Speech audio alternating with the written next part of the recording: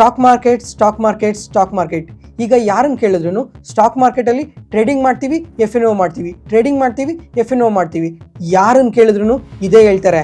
ಆದರೆ ತುಂಬ ಕಮ್ಮಿ ಜನ ಈಕ್ವಿಟೀಸಲ್ಲಿ, ಮ್ಯೂಚುವಲ್ ಫಂಡ್ಸಲ್ಲಿ ಇನ್ವೆಸ್ಟ್ ಮಾಡ್ತೀವಿ ಅಂತಾರೆ. ಫ್ರೆಂಡ್ಸ್, ಈಗ ಸೆಬಿ ಅವರು ಒಂದು ಡೇಟಾನ ರಿಲೀಸ್ ಮಾಡಿದ್ದಾರೆ. ಲಾಸ್ಟ್ 3 ಇಯರ್ಸಲ್ಲಿ ನಿಯರ್ಲಿ 93% FNO ಟ್ರೇಡರ್ಸ್ ಎಲ್ಲ ಕಂಪ್ಲೀಟಾಗಿ ಲಾಸ್ ಆಗಿದ್ದಾರೆ ಅಂತ ಅಪ್ಡೇಟ್ ಮಾಡಿದ್ದಾರೆ. ಅದರಲ್ಲಿ ಸುಮಾರು 4 ಲಕ್ಷ ಜನ ಪ್ರತಿಯೊಬ್ಬರೂ ಸುಮಾರು 28 ಲಕ್ಷವರೆಗೂ ಲಾಸ್ ಆಗಿದ್ದಾರೆ ಅಂತ ಅಪ್ಡೇಟ್ ಮಾಡಿದ್ದಾರೆ. ಮತ್ತೆ ಫ್ರೆಂಡ್ಸ್, ಇವಾಗ 28 ಲಕ್ಷ ಪ್ರತಿಯೊಬ್ಬರು ಏನು ಲಾಸ್ ಆಗಿದ್ದಾರೆ, ಇವರೆಲ್ಲ ರೀಸೆಂಟ್ ಟೈಮಲ್ಲಿ ನಮ್ಮ ಮಾರ್ಕೆಟ್ ಒಳಗಡೆ ಬಂದಿರೋರೆ. ಈಗ ನಮ್ಮ ಮಾರ್ಕೆಟಲ್ಲಿ ಡಿಮ್ಯಾಟ್ ಅಕೌಂಟ್ಸ್ ಆದರೆ ಪ್ರತಿಯೊಬ್ಬರಿಗೂ ಈಸಿಯಾಗಿ ಅವೈಲಬಲ್ ಇದೆ ಅಂತ ಇಷ್ಟ ಬಂದಂಗೆ ಸ್ಟಾಕ್ ಮಾರ್ಕೆಟ್ ಒಳಗಡೆ ಬಂದು ಹೆಂಗಂದ್ರಂಗೆ ಇನ್ವೆಸ್ಟ್ ಮಾಡೋದು, ಎಷ್ಟಂದ್ರಷ್ಟೇ ದುಡ್ಡು ತೊಗೊಂಬರೋದು, ಅದು ಪ್ರಾಫಿಟ್ ಆಗ್ತಾ ಇದೆಯಾ, ಲಾಸ್ ಆಗ್ತಾ ಇದೆಯಾ ಅಂತ ಯಾವುದೇ ಥರ ಚೆಕ್ ಮಾಡ್ಕೊಂಡೆ ಜಸ್ಟ್ ಟ್ರೇಡ್ ಮಾಡ್ತಾ ಹೋಗ್ತಾರೆ ಮಾರ್ಜಿನ್ಸ್ ತೊಗೊಂಡು. ಆದರೆ ಪ್ರಾಪರಾಗಿ ಯಾವುದೇ ಥರ ಡೇಟಾನು ಚೆಕ್ ಮಾಡ್ಕೊಂಡಂಗೆ ಈ ಥರ ಟ್ರೇಡ್ಸ್ ಎಲ್ಲ ತೊಗೊತಾ ಇರ್ತಾರೆ. ಫ್ರೆಂಡ್ಸ್, ಇವಾಗ ಈ ಥರ ಯಾರು ಮಾಡ್ತಾರೆ, ಇವರು ಬರೀ 1 ವರ್ಷ ಅಥವಾ 2 ವರ್ಷ, 3ನೇ ವರ್ಷಕ್ಕೆಲ್ಲ ಸ್ಟಾಕ್ ಮಾರ್ಕೆಟಲ್ಲಿ ಇರೋದೇ ಇಲ್ಲ. ಯಾಕಂದರೆ ಕಂಟಿನ್ಯೂಸ್ ಆಗಿ ಇವರು ಲಾಸ್ ಆಗ್ತಾನೆ ಇರ್ತಾರೆ. ಒಂದಲ್ಲ ಒಂದಿನ ಸ್ಟಾಕ್ ಮಾರ್ಕೆಟಿಂದ ಹೊರಟೋಗ್ತಾರೆ. ಆದರೆ ಸ್ಟಾಕ್ ಮಾರ್ಕೆಟಲ್ಲಿ ಕಾನ್ಸ್ಟೆಂಟಾಗಿ ಇನ್ವೆಸ್ಟ್ ಮಾಡಬೇಕು ಅಂದರೆ ಸ್ವಲ್ಪ ರೂಲ್ಸ್ ಆ್ಯಂಡ್ ರೆಗ್ಯುಲೇಷನ್ಸ್ ಇರ್ತವೆ. ಆ ಪ್ರತಿಯೊಂದು ರೂಲ್ಸ್ ಆ್ಯಂಡ್ ರೆಗ್ಯುಲೇಷನ್ಸ್ನ ಫಾಲೋ ಮಾಡಿದ್ರೆ ಮಾತ್ರನೇ ನೀವು ಸ್ಟಾಕ್ ಮಾರ್ಕೆಟಲ್ಲಿ ವೆಲ್ತ್ನ ಜನರೇಟ್ ಮಾಡೋದಕ್ಕಾಗೋದು. ಅದಕ್ಕೋಸ್ಕರ ಈ ವಿಡಿಯೋದಲ್ಲಿ ನಮ್ಮ ಸ್ಟಾಕ್ ಮಾರ್ಕೆಟ್ ಬಗ್ಗೆ ಸ್ವಲ್ಪ ಇನ್ಫಾರ್ಮೇಷನ್ನ ಪ್ರೊವೈಡ್ ಮಾಡ್ತಾ, ಈಗ ಸ್ಟಾಕ್ ಮಾರ್ಕೆಟ್ ಒಳಗಡೆ ಬರೋದಕ್ಕೂ ಮುಂಚೆ 4 ಕೆಲಸ ಮಾಡಬೇಕಾಗಿರುತ್ತೆ. ಆ 4 ಕೆಲಸ ಯಾವುದು, ಏನು, ಹೆಂಗ್ ಮಾಡೋದು ಅಂತ ಪ್ರತಿಯೊಂದನ್ನು ಈ ವಿಡಿಯೋದಲ್ಲಿ ಮಾತಾಡ್ಕೊಳ್ಳೋಣ. ಯಾವುದೇ ಕಾರಣಕ್ಕೂ ಈ ವಿಡಿಯೋನ ಸ್ಕಿಪ್ ಮಾಡಕ್ಕೆ ಹೋಗ್ಬೇಡಿ, ಕೊನೆ ತನಕ ನೋಡಿ. ತುಂಬಾನೇ ಯೂಸ್ಫುಲ್ ಇನ್ಫಾರ್ಮೇಷನ್ನ ಶೇರ್ ಮಾಡ್ತಾ ಇದ್ದೀನಿ. ಹಲೋ, ನಮಸ್ಕಾರ ಎಲ್ಲರಿಗೂ. Welcome to brothers finance and good evening. Friends, ಈಗ ನಮ್ಮ ಸ್ಟಾಕ್ ಮಾರ್ಕೆಟ್ ಒಳಗಡೆ ತುಂಬ ಜನ ಇನ್ವೆಸ್ಟರ್ಸ್ ಎಲ್ಲ ಯಾವಾಗ ಬಂದಿದ್ದಾರೆ ಅಂತ ಚೆಕ್ ಮಾಡಿದ್ರೆ 2020 ಅಂದರೆ ಕೋವಿಡ್ ಆದ್ಮೇಲೆ ತುಂಬ ಜನ ಇನ್ವೆಸ್ಟರ್ಸ್ ನಮ್ಮ ಮಾರ್ಕೆಟ್ ಒಳಗಡೆ ಬಂದಿದ್ದಾರೆ. ಒಂದ್ಸಲ ಈ ಇಮೇಜ್ನ ನೋಡಿ. 2020 ಇಂದ 2024 ಮಂತ್ ಆನ್ ಮಂತಲ್ಲಿ ಎಷ್ಟೆಷ್ಟು ಹೊಸ ಡಿಮ್ಯಾಟ್ ಅಕೌಂಟ್ಸ್ ಓಪನ್ ಆಗಿದ್ದಾವೆ ಅಂತ ಇಲ್ಲೇ ಕ್ಲಿಯರ್ ಆಗಿ ಗೊತ್ತಾಗುತ್ತೆ. ಮೊದಲನೇದಾಗಿ 2021 ತುಂಬ ಜನ ಇನ್ವೆಸ್ಟರ್ಸ್ ಎಲ್ಲ ಮಾರ್ಕೆಟ್ ಒಳಗಡೆ ಬಂದಿದ್ದಾರೆ. ಅಂದರೆ ಸುಮಾರು ಪ್ರತಿ ತಿಂಗಳು 20 ಲಕ್ಷದಿಂದ 25 ಲಕ್ಷ ಡಿಮ್ಯಾಟ್ ಅಕೌಂಟ್ಸ್ ಓಪನ್ ಆಗ್ತಾ ಇದ್ವು. ಯಾಕಂದ್ರೆ ಅವಾಗಾದ್ರೆ ನಮ್ಮ ಮಾರ್ಕೆಟ್ಸ್ ತುಂಬಾನೇ ಪಾಸಿಟಿವ್ ಆಗಿ ರಿಯಾಕ್ಟ್ ಆಗ್ತಾ ಇತ್ತು. ಆ ಟೈಮಲ್ಲಿ ಅದೇ ತರ ಡಿಮ್ಯಾಟ್ ಅಕೌಂಟ್ಸ್ ಓಪನ್ ಆದ್ವು. ಅದಾದ್ಮೇಲೆ 2023 ಮತ್ತೆ 24 ಈ 2 ಇಯರ್ಸ್ ಅಲ್ಲಿ ಕೂಡ ಮಾರ್ಕೆಟ್ಸ್ ಕಂಪ್ಲೀಟ್ ಆಗಿ ರ್ಯಾಲಿ ಆಯಿತು. ಆ ಟೈಮಲ್ಲೂ ಅಷ್ಟೇ ತುಂಬಾನೇ ಡಿಮ್ಯಾಟ್ ಅಕೌಂಟ್ಸ್ ಓಪನ್ ಆದ್ವು. ಜೊತೆಗೆ ರೀಜನ್ ವೈಸ್ ನೋಡ್ಕೊಂಡ್ರು ನಮ್ಮ ಸೌತ್ ಇಂದನೇ ತುಂಬಾ ಜನ ಇನ್ವೆಸ್ಟರ್ಸ್ ಎಲ್ಲ ಆಡ್ ಆಗ್ತಾ ಇದ್ರು. ಈಗ ಇಷ್ಟೆಲ್ಲ ಇನ್ವೆಸ್ಟರ್ಸ್ ಬರ್ತಾ ಇದಾರೆ ಅಂತ ಅಂದ್ರೆ ಬಂದವರೆಲ್ಲ ಡೈರೆಕ್ಟ್ ಆಗಿ ಟ್ರೇಡಿಂಗ್ ಹೋಗ್ತಾರೆ ಮತ್ತೆ ಫ್ಯೂಚರ್ಸ್ ಅಂಡ್ ಆಪ್ಷನ್ಸ್ ಹೋಗ್ತಾರೆ. ಫ್ರೆಂಡ್ಸ್, ಈಗ ಈ ಟ್ರೇಡಿಂಗ್ ಮತ್ತೆ ಫ್ಯೂಚರ್ ಅಂಡ್ ಆಪ್ಷನ್ಸ್ ಏನಿದೆ ಕಂಪ್ಲೀಟ್ಲಿ ರಿಸ್ಕಿ ಪ್ರಾಡಕ್ಟ್ ಇವೆರಡೂನು. ಜೊತೆಗೆ ತುಂಬಾ ವರ್ಷಗಳಿಂದ ಎಕ್ಸ್ಪೀರಿಯನ್ಸ್ ಇರೋರು ಮಾತ್ರನೇ ಈ ಸೆಗ್ಮೆಂಟ್ಗೆ ಹೋಗ್ಬೇಕಾಗಿರುತ್ತೆ. ಇಲ್ಲ ಅಂತಂದ್ರೆ ಅವ್ರ ಕಂಪ್ಲೀಟ್ ಕ್ಯಾಪಿಟಲ್ ಲಾಸ್ ಆಗೋ ಚಾನ್ಸಸ್ ಕೂಡ ತುಂಬಾನೇ ಜಾಸ್ತಿ ಇರುತ್ತೆ. ಯಾಕಂದ್ರೆ ಇವು ಕಂಪ್ಲೀಟ್ಲಿ ರಿಸ್ಕಿ ಪ್ರಾಡಕ್ಟ್ ಆಗಿರೋದ್ರಿಂದ ಪ್ರತಿಯೊಂದನ್ನು ತಿಳ್ಕೊಂಡ ಮೇಲೆನೆ ಎಂಟರ್ ಆಗಬೇಕು. ಇಲ್ಲ ಅಂತಂದ್ರೆ ಕೈ ಸುಟ್ಕೊಳ್ಳೋದಂತೂ 100% ಗ್ಯಾರಂಟಿನೇ. ಸೆಬಿ ಅವರು ಒಂದು ಡೇಟಾನ ಅಪ್ಡೇಟ್ ಮಾಡಿದ್ದಾರೆ. ಲಾಸ್ಟ್ 3 ಇಯರ್ಸ್ ಅಲ್ಲಿ ಸುಮಾರು 93% FNO ಟ್ರೇಡರ್ಸ್ ಎಲ್ಲ ಕಂಪ್ಲೀಟ್ ಆಗಿ ಲಾಸ್ ಆಗಿದ್ದಾರೆ. ಅದರಲ್ಲಿ ಪ್ರತಿಯೊಬ್ರು 1,80,000 ಪ್ರತಿಯೊಬ್ರು ಲಾಸ್ ಆಗಿದ್ದಾರೆ ಅಂತ ಅಪ್ಡೇಟ್ ಮಾಡಿದ್ದಾರೆ. ಅದ್ರ ಜೊತೆಗೆ ಸುಮಾರು 1 ಕೋಟಿ ಜನ ಪ್ರತಿಯೊಬ್ರು 2 ಲಕ್ಷ ಲಾಸ್ ಆಗಿದ್ದಾರೆ ಅಂತ ಹೇಳಿದ್ದಾರೆ. ಅದಾದ್ಮೇಲೆ ಸುಮಾರು 4 ಲಕ್ಷ ಜನ 28 ಲಕ್ಷದವರೆಗೂ ಲಾಸ್ ಆಗಿದ್ದಾರೆ ಅಂತ ಅಪ್ಡೇಟ್ ಮಾಡಿದ್ದಾರೆ. ಅದರಿಂದನೇ ಈ ರೀಸೆಂಟ್ ಟೈಮಲ್ಲಿ ಫ್ಯೂಚರ್ಸ್ ಅಂಡ್ ಆಪ್ಷನ್ಸ್ ರಿಲೇಟೆಡ್ ಆಗಿ ತುಂಬಾನೇ ಚೇಂಜಸ್ ಅಂತ ತರ್ತಾ ಇರೋದು. ಮತ್ತೆ ಫ್ರೆಂಡ್ಸ್, ಈಗ ನೀವು ಕೇಳ್ಬೋದು ಇದು complete over all India data ಅಲ್ವಾ, ಅದರಿಂದ ತುಂಬಾ ಜನ ಲಾಸ್ ಆಗಿರೋ ತರನೇ ಕಾಣಿಸುತ್ತೆ ಅಂತ. ಆದ್ರೆ ಇವಾಗ ಸ್ಪೆಸಿಫಿಕ್ ಆಗಿ ಕರ್ನಾಟಕ ಡೇಟಾ ಕೂಡ ಮಾತಾಡ್ತೀನಿ ನೋಡಿ. ನಮ್ಮ ಕರ್ನಾಟಕದಲ್ಲಿ ಸುಮಾರು 8 ಕೋಟಿ ಜನ ಇದ್ದಾರೆ. ಅದರಲ್ಲಿ ಸ್ಟಾಕ್ ಮಾರ್ಕೆಟ್ ಅಲ್ಲಿ ಸುಮಾರು 1 ಕೋಟಿ ಜನ ಇನ್ವೆಸ್ಟ್ ಮಾಡ್ತಾ ಇದ್ದಾರೆ. ಫ್ರೆಂಡ್ಸ್, ಈಗ ಈ FNOದಲ್ಲಿ 1,35,000 ಲಾಸ್ ಆಗ್ತಾ ಇದ್ದಾರೆ. ಇವಾಗ ನಾವಾದ್ರೆ ಸೌತ್ ಇಂಡಿಯನ್ ಸ್ಟೇಟ್ಸ್ ಅಲ್ಲಿ 4ನೇ ಪ್ಲೇಸ್ ಅಲ್ಲಿ ಇದ್ದೀವಿ. ಮೊದಲನೇ ಪ್ಲೇಸ್ ಅಲ್ಲಿ ತೆಲಂಗಾಣ, ಅದಾದ್ಮೇಲೆ ಆಂಧ್ರ ಪ್ರದೇಶ್, ಮತ್ತೆ 3ನೇ ಪ್ಲೇಸ್ ಅಲ್ಲಿ ತಮಿಳ್ನಾಡು ಇದೆ. 4ನೇ ಪ್ಲೇಸ್ ಅಲ್ಲಿ ಬಂದು ಕರ್ನಾಟಕ. ಇಲ್ಲಾದ್ರೆ 1,35,000 FNOದಲ್ಲೇ ಲಾಸ್ ಆಗ್ತಾ ಇದೀವಿ ಅಂತ ಅಪ್ಡೇಟ್ ಮಾಡಿದ್ದಾರೆ. ಫ್ರೆಂಡ್ಸ್, ಈಗ ನಾನೇನೋ ಈ ಟ್ರೇಡಿಂಗ್ಗೆ ಮತ್ತೆ FNOಗೆ ಎಗೇನೆಸ್ಟ್ ಆಗಿ ಮಾತಾಡ್ತಾ ಇದ್ದೀನಿ ಅಂತ ಅನ್ಕೊಂಬೇಡಿ. ಯಾಕಂದ್ರೆ ಇನ್ವೆಸ್ಟರ್ಸ್ ಎಲ್ಲ ಡೈರೆಕ್ಟ್ ಆಗಿ ಸ್ಟಾಕ್ ಮಾರ್ಕೆಟ್ ಒಳಗಡೆ ಬಂದು ಡೈರೆಕ್ಟ್ ಆಗಿ 2 ಸೆಗ್ಮೆಂಟ್ಗೆ ಎಂಟರ್ ಆಗ್ತಾರೆ. ಅದು ಯಾವುದೇ ಕಾರಣಕ್ಕೂ ಎಂದೂ ಆ ಥರ ಮಾಡಬಾರ್ದು. ಫ್ರೆಂಡ್ಸ್, ಈ ಸ್ಟಾಕ್ ಮಾರ್ಕೆಟ್ ಒಂದು ಸಮುದ್ರ. ಈಗ ಸಮುದ್ರದಲ್ಲಿ ಈಜಬೇಕು ಅಂದ್ರೆ ಮೊದಲು ಈಜು ಬರಬೇಕು. ಈಜು ಬಂದ್ರೆ ಮಾತ್ರನೇ ನಾವು ಈಜಕ್ಕಾಗೋದು. ಇಲ್ಲ ಅಂತಂದ್ರೆ ಎಲ್ಲೋ ಒಂದು ಹತ್ರ ಮುಳುಗೋಗ್ತೀವಿ. ಅದೇ ಥರನೇ ಸ್ಟಾಕ್ ಮಾರ್ಕೆಟಲ್ಲೂ ಕೂಡ ಇವಾಗ ಸ್ಟಾಕ್ ಮಾರ್ಕೆಟ್ ಒಳಗಡೆ ಬರ್ತಾ ಇದ್ದೀವಿ ಅಂತಂದರೆ ಫಸ್ಟ್ ಬೇಸಿಕ್ಸ್ ತಿಳ್ಕೊಬೇಕು. ಬೇಸಿಕ್ಸ್ ತಿಳ್ಕೊತಿದ್ದಂಗೆ ಫಸ್ಟ್ ಮ್ಯೂಚುವಲ್ ಫಂಡ್ಸಲ್ಲಿ ಇನ್ವೆಸ್ಟ್ ಮಾಡಬೇಕು. ಅದಾದಮೇಲೆ ಈಕ್ವಿಟೀಸ್, ETF, IPOs ಈ ತರ ಹೇಳ್ತಾ ಹೋದ್ರೆ ನಮ್ಮ ಮಾರ್ಕೆಟ್ ಅಲ್ಲಿ ತುಂಬಾನೇ ಪ್ರಾಡಕ್ಟ್ಸ್ ಇದಾವೆ. ಈ ತರ ಪ್ರತಿಯೊಂದು ಪ್ರಾಡಕ್ಟ್ ಕೂಡ ಯಾವ ತರ ವರ್ಕ್ ಆಗುತ್ತೆ ಅಂತ ತಿಳ್ಕೊಬೇಕು. ಇವನ್ನೆಲ್ಲ ಕಲಿಯೋಷ್ಟೊತ್ತಿಗೆ ತುಂಬಾ ಟೈಮ್ ತಗೊಳುತ್ತೆ. ಜೊತೆಗೆ ಇವನ್ನೆಲ್ಲ ಕಲಿತು ಅವನ್ನೆಲ್ಲ ಪ್ರಾಕ್ಟೀಸ್ ಮಾಡಿ ಅವು ಮಾರ್ಕೆಟ್ ಅಲ್ಲಿ ವರ್ಕ್ ಆಗ್ತಿದ್ಯಾ ಇಲ್ವಾ ಅಂತ ತಿಳ್ಕೊಳ್ಳೋಷ್ಟೊತ್ತಿಗೆ ಇನ್ನ ತುಂಬಾನೇ ಟೈಮ್ ಬೇಕಾಗುತ್ತೆ. ಅದಾದ್ಮೇಲೆ ಇವನ್ನೆಲ್ಲ ಕಲ್ತ ಮೇಲೆ ನೀವು ಟ್ರೇಡಿಂಗ್ ಮಾಡೋದಕ್ಕಾಗ್ಲಿ FNO ಮಾಡೋದಕ್ಕಾಗ್ಲಿ ಹೋದ್ರೆ ಅದೊಂದು ಸ್ವಲ್ಪ ಅರ್ಥ ಇರುತ್ತೆ. ನೀವು ಡೈರೆಕ್ಟ್ ಆಗಿ ಏನೂ ಕಲಿದಂಗೆ ಡೈರೆಕ್ಟ್ ಆಗಿ ನಾನು ಆಕಾಶಕ್ಕೆ ಏಣಿ ಆಗ್ತೀನಿ ಅಂತಂದ್ರೆ ಅದು ವರ್ಕ್ ಆಗುತ್ತಾ? ಇಲ್ಲ ಅಲ್ವಾ? ಅದಕ್ಕೋಸ್ಕರ ಪ್ರತಿಯೊಂದು ತಿಳ್ಕೊಂಡ್ಮೇಲೆ ನೀವೇನಾದ್ರೂ ಮಾಡಿದ್ರೆ ಅದಕ್ಕೊಂದು ಅರ್ಥ ಇರುತ್ತೆ. ಇಲ್ಲ ಅಂತಂದ್ರೆ ಇದೇ ತರ ಪ್ರತಿ ವರ್ಷನೂ ಲಾಸ್ ಆಗ್ತಾ ಇರ್ತೀರಾ. ಫ್ರೆಂಡ್ಸ್, ಇವಾಗ ಈ ವಿಡಿಯೋನ ನೋಡ್ತಾ ಇರೋ ತುಂಬಾ ಜನ ಇನ್ವೆಸ್ಟರ್ಸ್ ಎಲ್ಲ ನೀವು ಟ್ರೇಡ್ ಮಾಡಿರ್ತೀರಾ, FNO ಮಾಡಿರ್ತೀರಾ. ಇವಾಗ ನೀವೇ ಪ್ರತಿಯೊಬ್ರು ಒಂದ್ಸಲ ಕಮೆಂಟ್ ಸೆಷನ್ ಅಲ್ಲಿ ಕಮೆಂಟ್ ಮಾಡಿ. ಹೆಂಗಂತಂದ್ರೆ ಇವತ್ತೇನೋ ಪ್ರಾಫಿಟ್ ಮಾಡಿರ್ತೀರಾ, ನಾಳೆ ಪ್ರಾಫಿಟ್ ಮಾಡಿರ್ತೀರಾ, ನಾಡಿದ್ದು ಪ್ರಾಫಿಟ್ ಮಾಡಿರ್ತೀರಾ. ಆದ್ರೆ ಲಾಸ್ಟ್ 1 ಮಂತ್ ಅಲ್ಲಿ ನೀವು ಟ್ರೇಡ್ ಮಾಡಿರ್ತೀರಾ, ಆ ಡೇಟನ್ನ ಒಂದ್ಸಲ ತೆಗೆದು ನೋಡಿ. ನೀವು ಪ್ರಾಫಿಟ್ಸ್ ಅಲ್ಲಿ ಇದ್ದೀರಾ, ಲಾಸ್ ಅಲ್ಲಿ ಇದ್ದೀರಾ ಅಂತ ನಿಮ್ಗೆ ಗೊತ್ತಾಗುತ್ತೆ. ಅದಾದ್ಮೇಲೆ last 3 months data, last 6 months, last 1 year ಒಂದ್ಸಲ ಡೇಟಾನ ತೆಗೆದು ನೀವು ಪ್ರಾಫಿಟ್ಸ್ ಅಲ್ಲಿ ಇದ್ದೀರಾ, ಲಾಸ್ ಅಲ್ಲಿ ಇದ್ದೀರಾ ಅಂತ ಒಂದ್ಸಲ ಕಮೆಂಟ್ ಸೆಷನ್ ಅಲ್ಲಿ ಕಮೆಂಟ್ ಮಾಡಿ. ಜೊತೆಗೆ ನಮ್ಮ ಮೈಂಡ್ ಸೆಟ್ ಎಲ್ಲ ಯಾವ ತರ ಹೋಗುತ್ತೆ ಅಂತಂದ್ರೆ ಇವತ್ತು ಪ್ರಾಫಿಟ್ಸ್ ಬಂದಿದೆ, ನಾಳೆನೂ ಅದೇ ತರ ಬರುತ್ತೆ, ನಾಡಿದ್ದು ಅದೇ ತರ ಬರುತ್ತೆ ಅಂತ ದಿನ 9 ಕಾಲ್ಗೆ ಮಾರ್ಕೆಟ್ ಓಪನ್ ಆದಾಗೆಲ್ಲ ಟ್ರೇಡ್ ಮಾಡೋದಕ್ಕೆ ನೋಡ್ತೀವಿ. ಆದ್ರೆ ಪ್ರತಿದಿನ ನೀವು ಪ್ರಾಫಿಟ್ಸ್ ಅಲ್ಲೇ ಇರಲ್ಲ. ಇವಾಗ ಪ್ರಾಫಿಟ್ಸ್ ಆದ್ರೆ 1000 2000 ಬಂದಿರುತ್ತೆ. ಆದ್ರೆ ಲಾಸಸ್ ಆದ್ರೆ 10,000 15,000 20,000 ನೀವು ನೋಡಿರ್ತೀರಾ. ಆದ್ರೆ ನಮ್ಮ ಮೈಂಡ್ ಸೆಟ್ ಆ ಲಾಸಸ್ ಕಡೆ ಯೋಚನೆ ಮಾಡಲ್ಲ, ಪ್ರಾಫಿಟ್ಸ್ ಬಂದಿರೋ ಕಡೆನೇ ಯೋಚನೆ ಮಾಡ್ತೀವಿ. ಅದರಿಂದನೇ ನಾಳೆ ಟ್ರೇಡ್ ಮಾಡೋದು, ನಾಡಿದ್ದು ಆಚೆ ನಾಡಿದ್ದು ಅದೇ ತರ ಟ್ರೇಡ್ ಮಾಡ್ತಾನೆ ಹೋಗ್ತೀವಿ, ಯಾವುದೇ ತರ ಕಲಿದೇನೆ. ಅದಕ್ಕೋಸ್ಕರನೇ ಇವಾಗ ಟ್ರೇಡರ್ಸ್ ಎಲ್ಲ ಈ ತರ ಲಾಸಸ್ ಆಗ್ತಾ ಇರೋದು. ಮತ್ತೆ ಫ್ರೆಂಡ್ಸ್, ಇವಾಗ ತುಂಬಾ ಜನ ಇನ್ವೆಸ್ಟರ್ಸ್ ಎಲ್ಲ ರೀಸೆಂಟ್ ಆಗಿ ನಮ್ಮ ಮಾರ್ಕೆಟ್ಗೆ ಬಂದಿರೋರೆ ಅಲ್ವಾ. ಅದ್ರಲ್ಲೂ ನಮ್ಮ ಮಾರ್ಕೆಟ್ ಅಲ್ಲಿ ಬುಲ್ ರನ್ ಇದ್ದಾಗ ತುಂಬಾ ಜನ ಇನ್ವೆಸ್ಟರ್ಸ್ ಬಂದಿದ್ದಾರೆ. ಅದನ್ನು 2023 ಅಕ್ಟೋಬರ್ ಆದ್ಮೇಲೆ ತುಂಬಾ ಜನ ಇನ್ವೆಸ್ಟರ್ಸ್ ಬಂದವ್ರೆ. ಯಾಕಂದ್ರೆ ಆ ಟೈಮಲ್ಲಿ ನಿಫ್ಟಿನೇ ಪ್ರತಿ ತಿಂಗಳು 1000 ಪಾಯಿಂಟ್ಸ್ ಪಾಸಿಟಿವ್ ಆಗಿ ರಿಯಾಕ್ಟ್ ಆಗ್ತಾ ಇತ್ತು. ಅದರಿಂದ ಮಾರ್ಕೆಟ್ ಇದೇ ತರನೇ ಇರುತ್ತೆ ಅಂತ ತುಂಬಾ ಜನ ಇನ್ವೆಸ್ಟರ್ಸ್ ಬಂದಿದ್ದಾರೆ. ಫ್ರೆಂಡ್ಸ್, ಈಗ ನೀವು ಬಂದಾಗ ಮಾರ್ಕೆಟ್ ಬುಲ್ ರನ್ ಅಲ್ಲಿ ಇತ್ತು, ಇವಾಗ ಸ್ವಲ್ಪ ಕನ್ಸಾಲ್ಟೇಟ್ ಆಗ್ತಾ ಇದೆ. ಈ ತರ ಕನ್ಸಾಲ್ಟೇಷನ್ ಫೇಸ್ ಅಲ್ಲೇನೆ ತುಂಬಾ ಜನ ರಿಟೇಲ್ ಇನ್ವೆಸ್ಟರ್ಸ್ ಎಲ್ಲ ನಮ್ಮ ಮಾರ್ಕೆಟ್ ಇಂದ ಸೆಲ್ ಮಾಡಿ ಹೋಗ್ತಾ ಇದ್ದಾರೆ. ಈಗ ಲಾಸ್ಟ್ 2 ಮಂತ್ಸ್ ಅಲ್ಲೇ ಒಂದು ಡೇಟಾ ಅಪ್ಡೇಟ್ ಆಗಿದೆ. ಈ ಇಮೇಜ್ ನೋಡಿ, ಲಾಸ್ಟ್ 2 ಮಂತ್ಸ್ ಅಲ್ಲಿ ಈ ರಿಟೇಲ್ ಇನ್ವೆಸ್ಟರ್ಸ್ ನಮ್ಮ ಮಾರ್ಕೆಟ್ ಅಲ್ಲಿ ತುಂಬಾನೇ ಸೆಲ್ ಮಾಡ್ತಾ ಇದ್ದಾರೆ. ಲಾಸ್ಟ್ 6 ಮಂತ್ಸ್ ಅಲ್ಲಿ ಆಗ್ಲಿ, ಲಾಸ್ಟ್ 1 ಇಯರ್ ಅಲ್ಲಿ ಆಗ್ಲಿ ಈ ತರ ರಿಟೇಲ್ ಇನ್ವೆಸ್ಟರ್ಸ್ ಎಂದೂ ಸೇಲ್ ಮಾಡಿರಲಿಲ್ಲ. ಆದ್ರೆ ಇವಾಗ ಮಾರ್ಕೆಟ್ ಕಂಪ್ಲೀಟ್ ಆಗಿ ರಿಕವರ್ ಆಗಿದೆ, ಮತ್ತೆ ಆಲ್ ಟೈಮ್ ಹೈಸ್ಗೆ ಬಂದಿದೆ ಅಂತ ಅವ್ರ ಪೋರ್ಟ್ಫೋಲಿಯೋದಲ್ಲಿ ಸ್ವಲ್ಪ ಪ್ರಾಫಿಟ್ಸ್ ಕಾಣ್ತಿದ್ದಂಗೆ ಮಾರ್ಕೆಟ್ ಇಂದ ಎಕ್ಸಿಟ್ ಆಗಿ ಹೋಗ್ತಾ ಇದ್ದಾರೆ. ಫ್ರೆಂಡ್ಸ್, ಈಗ ಲಾಸ್ಟ್ 1 ಇಯರ್ ಅಲ್ಲಿ ನಮ್ಮ ಮಾರ್ಕೆಟ್ ಫಾಲ್ ಆಗಿದೆ ಅಂತ ನೀವು ಅನ್ಕೊಂತಾ ಇದ್ದೀರಾ. ಆದ್ರೆ ನಮ್ಮ ಮಾರ್ಕೆಟ್ ಫಾಲ್ ಆಗಿಲ್ಲ, ಜಸ್ಟ್ ಒಂದು ಸ್ವಲ್ಪ ಕನ್ಸಾಲ್ಟೇಟ್ ಮಾತ್ರನೇ ಆಗಿದೆ. ಆದ್ರೆ ನಾವು ರಿಯಲ್ ಮಾರ್ಕೆಟ್ ಫಾಲ್ನ ಇದುವರೆಗೂ ಎಂದೂ ನೋಡಿಲ್ಲ. 2004 ಆದ್ರೆ 2 ದಿನದಲ್ಲಿ ನಿಫ್ಟಿ 22% ಫಾಲ್ ಆಗಿದೆ. ಫ್ರೆಂಡ್ಸ್, ಈಗ ಮತ್ತೆ ರಿಪೀಟ್ ಮಾಡ್ತಾ ಇದ್ದೀನಿ, ನಿಫ್ಟಿ 2 ದಿನದಲ್ಲಿ 22% ಫಾಲ್ ಆಗಿದೆ. ಅದಾದ್ಮೇಲೆ 2006 3 ದಿನದಲ್ಲಿ 19% ಫಾಲ್ ಆಗಿದೆ. ಅದಾದ್ಮೇಲೆ 2008 ಅದೇ ತರನೇ ರಿಪೀಟ್ ಆಗಿದೆ, 2 ದಿನದಲ್ಲಿ 14% ಫಾಲ್ ಆಗಿದೆ. ಮತ್ತೆ 2008 ಅಕ್ಟೋಬರ್ ಅಲ್ಲೂ ಕೂಡ 2 ದಿನದಲ್ಲಿ 21% ಫಾಲ್ ಆಗಿದೆ. ಇದೇ ನಮ್ಮ ಸ್ಟಾಕ್ ಮಾರ್ಕೆಟ್ ಹಿಸ್ಟ್ರಿಯಲ್ಲಿ ಹೈಯೆಸ್ಟ್ ಫಾಲ್ ಆಗಿರೋದು. ಫ್ರೆಂಡ್ಸ್, ಈಗ ಈ ತರ ಮಾರ್ಕೆಟ್ ಫಾಲ್ ಆದಾಗ ನಮ್ಮ ಮೈಂಡ್ ಸೆಟ್ ಯಾವ ತರ ಇರುತ್ತೆ ಹೇಳಿ? ಮಾರ್ಕೆಟ್ ರಿಕವರ್ ಆದ್ರೆ ಕಂಪ್ಲೀಟ್ ಆಗಿ ಎಕ್ಸಿಟ್ ಆಗಿ ಹೊಲ್ಟೋಗೋಣ ಅಂತಾನೆ ಯೋಚನೆ ಬರುತ್ತೆ ಹೊರತು ಮಾರ್ಕೆಟ್ ಅಲ್ಲಿ ಮತ್ತೆ ಇನ್ವೆಸ್ಟ್ ಮಾಡೋಣ ಅಂತ ಯೋಚನೆ ಬರಲ್ಲ. ಫ್ರೆಂಡ್ಸ್, ಈಗ ಎಂದೇ ಆಗ್ಲಿ ಸ್ಟಾಕ್ ಮಾರ್ಕೆಟ್ ಅಲ್ಲಿ ನೀವು ಬರ್ತಾ ಇದ್ದೀರಾ ಅಂತಂದ್ರೆ ಒಂದು ಪ್ರಾಪರ್ ರೂಲ್ ನ ಫಾಲೋ ಮಾಡಿ.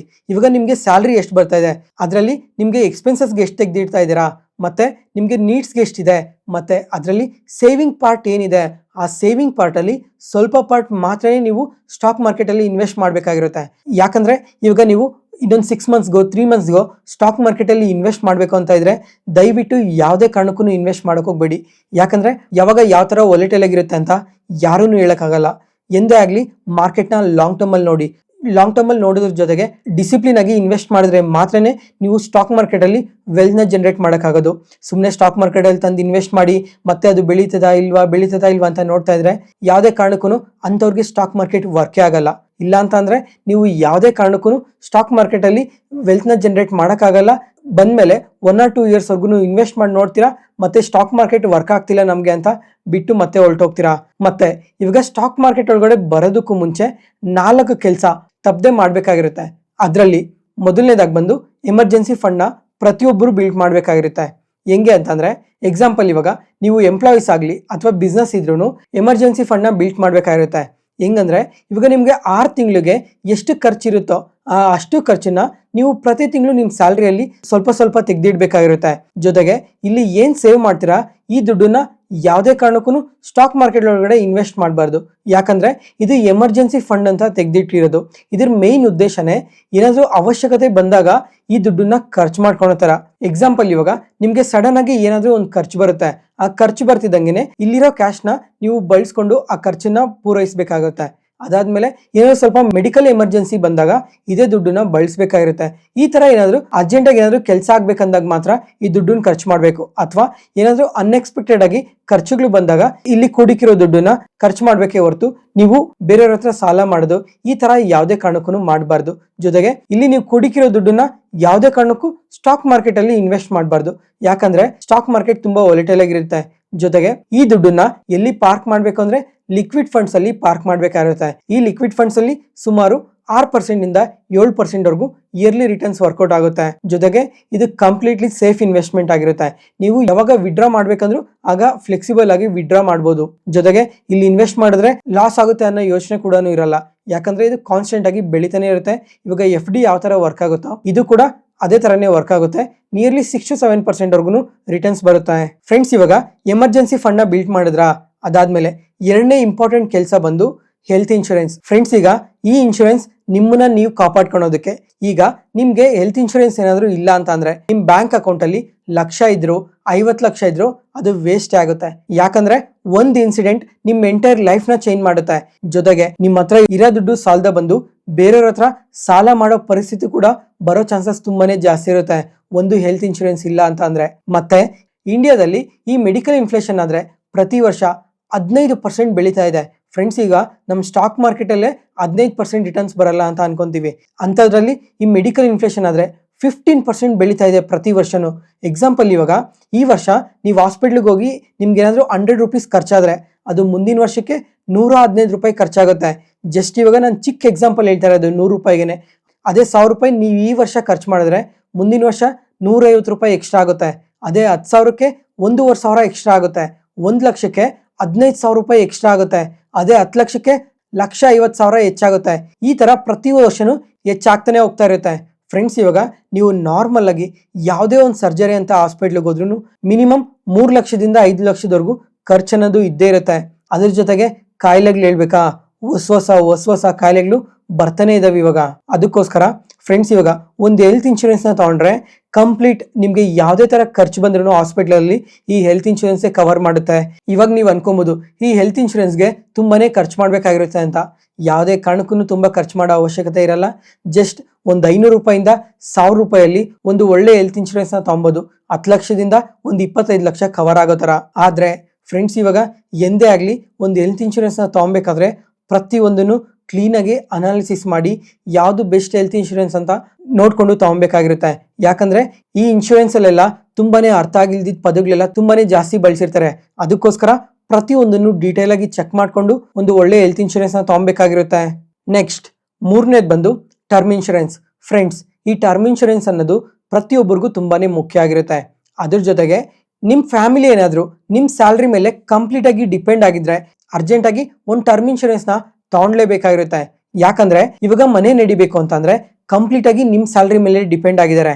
ಕಮಿಂಗ್ ಟೈಮ್ ಅಲ್ಲಿ ನಿಮ್ಗೆ ಏನಾದ್ರು ಆದ್ರೆ ಮುಂದಿನ ಪರಿಸ್ಥಿತಿ ಏನಾಗುತ್ತೆ ಹೇಳಿ? ನಿಮ್ಗೆ ವಯಸ್ಸಾಗಿರೋ ಪೇರೆಂಟ್ಸ್ ಪರಿಸ್ಥಿತಿ ಏನು, ನಿಮ್ ಹೆಂಡತಿ ಪರಿಸ್ಥಿತಿ, ಮಕ್ಳು ಭವಿಷ್ಯ ಏನಾಗುತ್ತೆ, ಇವನ್ನೆಲ್ಲ ಯೋಚನೆ ಮಾಡ್ತಾ ಹೋದ್ರೆ ಊಹೆಗೂ ಸಿಗಲ್ಲ.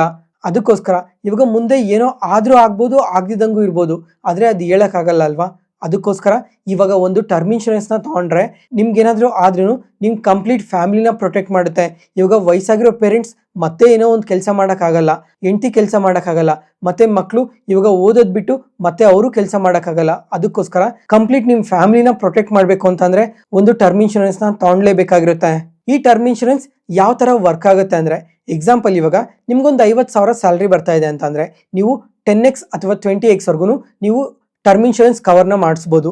ಯಾವ ತರ ಅಂದ್ರೆ, ಇವಾಗ 50,000 ಬರ್ತಾ ಇದೆ ಅಂತಂದ್ರೆ ಅದು 10x ಅಂದ್ರೆ 50 ಲಕ್ಷ ಕವರ್ ಮಾಡೋ ತರ ನೀವು ಟರ್ಮ್ ಇನ್ಶೂರೆನ್ಸ್ ತಗೊಬಹುದು. 20x ಕವರ್ ಮಾಡ್ಬೇಕಂದ್ರೆ ಸುಮಾರು 1 ಕೋಟಿವರೆಗೂ ಟರ್ಮ್ ಇನ್ಶೂರೆನ್ಸ್ ನ ತಗೊಬಹುದು.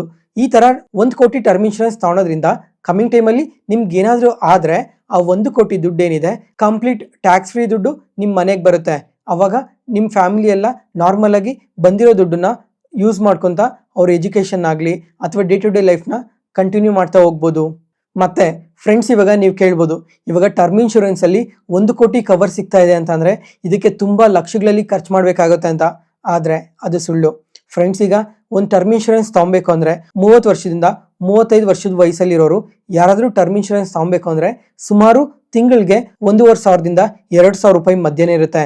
ಜೊತೆಗೆ ಅವ್ರ ಹೆಲ್ತ್ ಕಂಡೀಷನ್ ಯಾವ ತರ ಇದೆ ಅನ್ನೋದ್ರ ಮೇಲೆ ಪ್ರತಿಯೊಂದನ್ನು ಕ್ಯಾಲ್ಕುಲೇಟ್ ಮಾಡಿ ಈ ಪ್ರೀಮಿಯಂನ ಫಿಕ್ಸ್ ಮಾಡ್ತಾರೆ. ಅದಕ್ಕೋಸ್ಕರ ಹೆಲ್ತ್ ಕಂಡೀಷನ್ ಎಲ್ಲ ತುಂಬಾನೇ ಚೆನ್ನಾಗಿದೆ ಅಂತಂದ್ರೆ ಇನ್ನ ಪ್ರೀಮಿಯಂ ಅಮೌಂಟ್ ಕೂಡ ಕಮ್ಮಿ ಆಗುತ್ತೆ. 1,000 ರೂಪಾಯಿಗೂ ಬರ್ಬೋದು, 1,200 ರೂಪಾಯಿಗೂ ಬರ್ಬೋದು. 1,000 ರೂಪಾಯಿ ಅಥವಾ 1,200 ರೂಪಾಯಿ ಖರ್ಚು ಮಾಡೋದ್ರಿಂದ ಕಂಪ್ಲೀಟ್ ನಿಮ್ ಫ್ಯಾಮಿಲಿಗೆ ಕವರ್ ಸಿಗುತ್ತೆ. ಫ್ರೆಂಡ್ಸ್, ಇವಾಗ ಇವನ್ನೆಲ್ಲ ನಾನು ಜಸ್ಟ್ 2 or 3 ಮಿನಿಟ್ಸ್ ಅಲ್ಲಿ ಕಂಪ್ಲೀಟ್ ಮಾಡ್ತಾ ಇದ್ದೀನಿ.